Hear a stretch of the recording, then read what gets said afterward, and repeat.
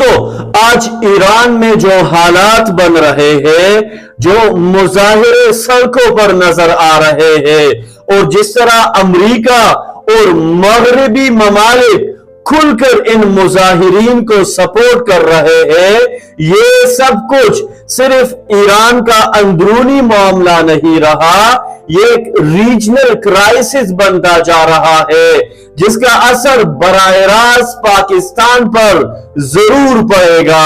بدقسمتی سے ہمارے ہاں اس معاملے کو یا تو سادہ انداز میں دیکھا جا رہا ہے یا پھر کچھ میڈیا چینلز اسے ایک خوشخبری کے طور پر نشر کر رہے ہیں، حالانکہ حقیقت یہ ہے کہ اگر ایران میں عدم استحکام بڑھتا ہے تو اس کی قیمت سب سے پہلے پاکستان کو چکانا پڑ سکتی ہے۔ پاکستان کی موجودہ جیو پولیٹیکل پوزیشن پہلے ہی انتہائی نازک ہے۔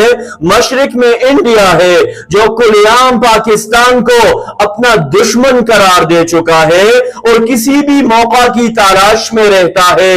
مغرب کی طرف افغانستان ہے جہاں ہمارے تعلقات بدقسمتی سے دن بدن خراب ہو رہے ہیں اور وہاں انڈیا اپنی انفلوئنس بڑھا رہا ہے۔ اب ذرا سوچئے اگر ایران میں حکومت گرتی ہے اور وہاں ایک ایسی حکومت آتی ہے جو پرو ویسٹ یا پرو اسرائیل ہو تو پاکستان عملی طور پر تین طرف سے گر جائے گا۔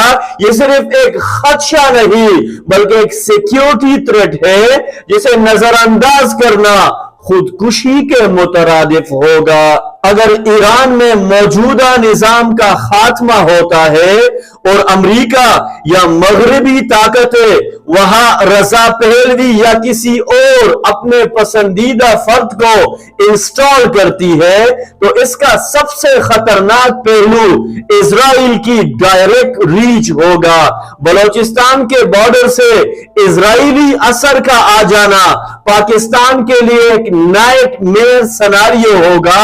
اس کا مطلب ہوگا پاکستان کے اندرونی معاملات میں مداخلت بڑھے گی، علیحدگی پسند عناصر کو بیک اپ ملے گا اور ملک مزید ڈی سٹیبلائز ہوگا۔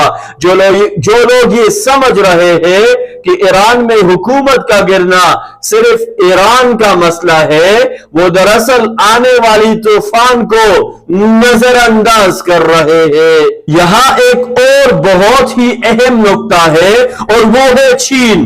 ہم پاکستان میں چین کو اپنا مضبوط اتحادی سمجھتے ہیں اور اس میں کوئی شک نہیں کہ چین نے معاشی سطح پر پاکستان کا ساتھ دیا ہے، لیکن ہمیں ریالٹی چیک بھی کرنا ہوگا۔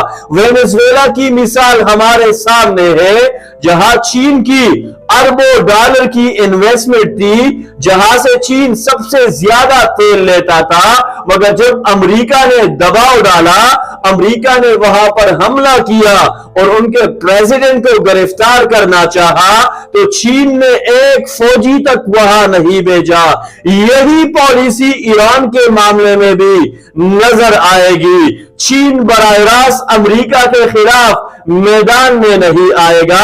اس کا صاف مطلب ہے کہ اگر کل پاکستان پر دباؤ بڑھتا ہے تو ہمیں خود اپنے دفاع کی اسٹریٹجی بنانا ہوگی۔ صرف دوسروں پر انحصار خطرناک ثابت ہو سکتا ہے۔